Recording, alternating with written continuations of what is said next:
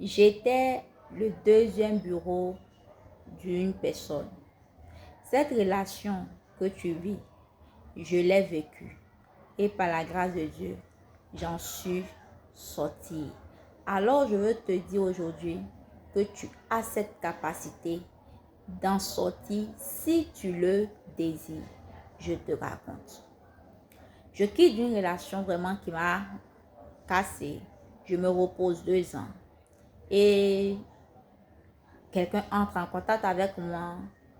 En tout cas, ce que je n'ai pas obtenu dans la relation passée, c'est ce que je découvre. Un homme attentionné, un homme qui parle posément, qui est sage, en griffe. Je me plais, je me jette 2 jours, après j'accepte et la relation commence. Dès le départ, le gars m'avait dit que lui, il avait 2 filles. Donc, naturellement, j'ai vu les 2 filles et autres qu'il était seul. Mais chose bizarre, quand le gars et moi nous voyons, on dit les femmes ont un 6e sens, je ne sais pas vraiment. Je sais qu'il y a quelque chose qui ne cloche pas bien. Vous qui ne fouillez pas le téléphone, tant pis pour vous. Nous autres, on fouille et on fouillera jusqu'à la tombe. Bref, je fouille le téléphone du gars et je découvre que le gars est toujours avec sa concubine, disons la mère des 2 enfants qu'il m'avait présentés. Et cette concubine est enceinte. En dehors des 2 filles qu'il m'avait présentées, le gars avait 2 enfants avec une autre dame. C'est-à-dire, il a 4 enfants et un qui était en cours de téléchargement, disons 5 enfants. Il dit, quoi? Mais pourquoi? Comment? Ainsi de suite. Sur le coup, on essaie de parler trop. Le gars, non, je ne voulais pas te dire parce que je ne veux pas te perdre. Vous connaissez le récit, non? Ah, Jésus. Et comme je me sentais déjà bien dans la relation, j'ai poursuivi ma route. Mais j'avais toujours cette paix-là qui me manquait. À un moment donné, j'ai dit, mon frère, c'est bon. La relation, je n'en veux plus. On s'est séparés. La solitude qui met toujours l'homme dans le problème. Une semaine après, je recontacte le gars, on essaie de papoter. La relation reprend. Et ça nous conduit quelque part. À un moment donné, je dis non, je ne peux plus. Je vais en sortir, je vais en sortir. C'est comme si je ne peux pas en sortir. Et j'ai l'une de mes collègues qui m'a dit que c'est vrai que le gars t'a menti dès le départ, mais tu as découvert, ainsi de suite. Et si la femme te fait du mal, ainsi de suite, qu'est-ce que tu en fais? Moi, mais je veux partir. Comment je vais faire pour partir? Je ne sais pas. Donc, maintenant, ça, c'est comme si c'est l'Esprit de Dieu qui est passé par, qui est venu me parler un peu façon. Ça m'a encore motivé et j'ai laissé un texto, un long texto, parce que moi, j'aime écrire beaucoup. Et puis, c'est là que la relation a pris fin jusqu'à aujourd'hui. Pourquoi je ne voulais pas partir? Parce que je me disais que je me sentais bien avec ce gars.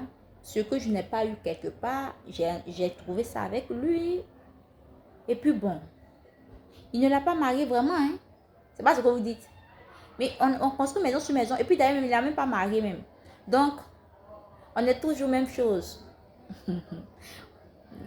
Hey, arrête ça. Toi-même, si on te fait ça, ça ne va pas te plaire. C'est vrai qu'on ne t'a pas marié, vous êtes dans la relation, même tu vis avec la personne.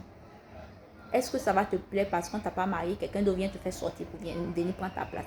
Si le gars dit qu'il ne veut plus d'elle, qu'il va la laisser, qu'il ne l'aime plus là, qu'il la laisse et puis vient te prendre, on va voir.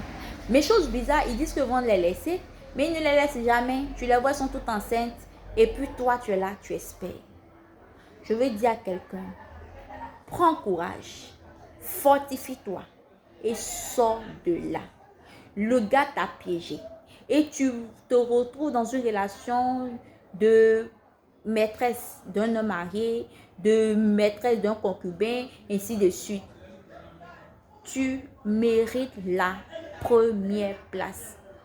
Tu n'es pas une option, tu n'es pas une personne qui mérite d'être assise à la 2e place, mais à la première place. Demande à Dieu de te donner la force et d'en sortir. Quelqu'un me dira, non, on a eu beaucoup d'enfants ensemble, on a eu des enfants ensemble, j'ai perdu beaucoup d'années, je vais recommencer à zéro, cette peine perdue, ainsi de suite. Et tu gagnerais à partir. Qu'est-ce que tu sais si l'avenir te réserve le meilleur?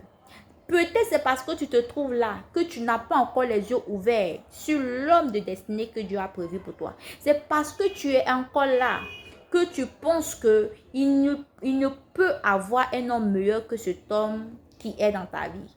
Essaie juste de te retirer.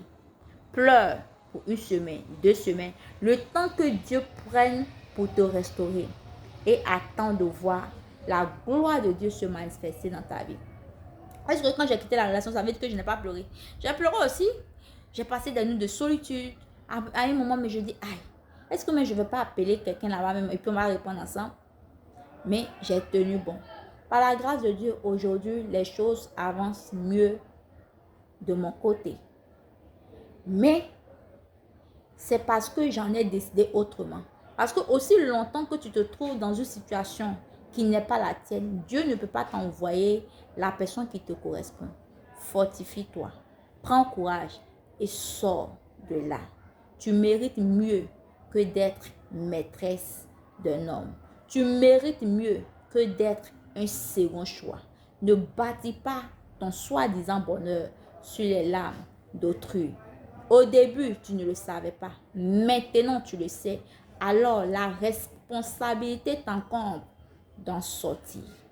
Que Dieu te bénisse et qu'il te donne la force de prendre des meilleures décisions pour non seulement ta vie et la vie de tes enfants.